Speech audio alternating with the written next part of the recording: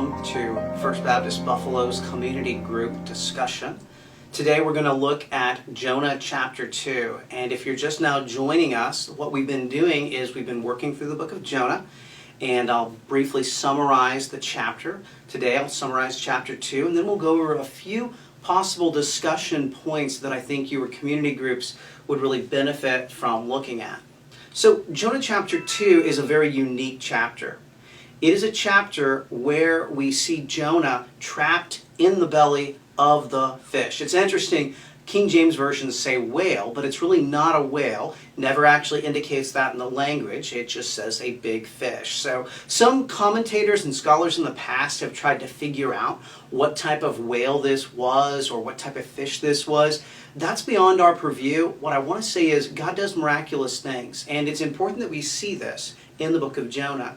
And we're reminded again that Jesus literally saw this as occurring. He didn't say it was an analogy or some type of an illustration, but it was a historical thing. So Jonah chapter 2, Jonah finds himself in the belly of the fish.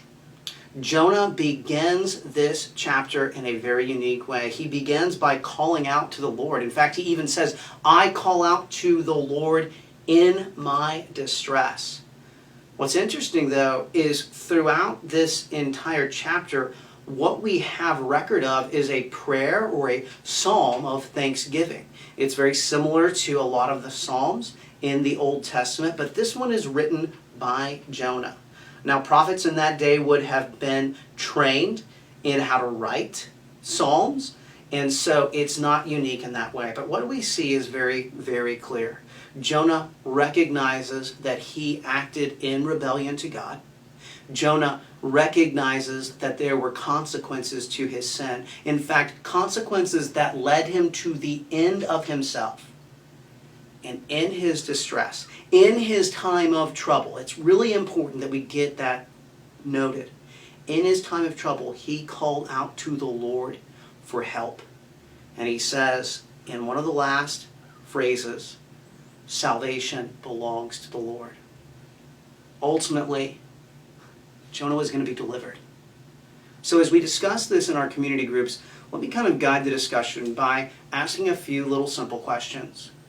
When was a time that you were in distress because of your own making? Because that's how Jonah was. When was a time that you were in distress because of your own making and you called out to the Lord? How far did you have to go? Did God let you hit rock bottom and maybe even give you a drill to try to drill through rock bottom? I'd say that God often does that. God brings us to the end of ourselves. So when was a time that you were brought to the end of yourself?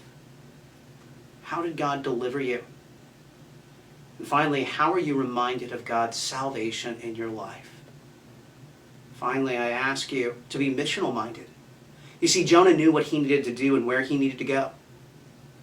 Jonah needed to go to the Ninevites so that God could extend his grace and mercy to them. Who's someone you know that maybe is near the end of themselves? Maybe they are in a place of distress. Who is that person? And how can you encourage them according to God's word that God is the one who brings salvation? Thanks a lot for joining us, and I look forward to working with you and discussing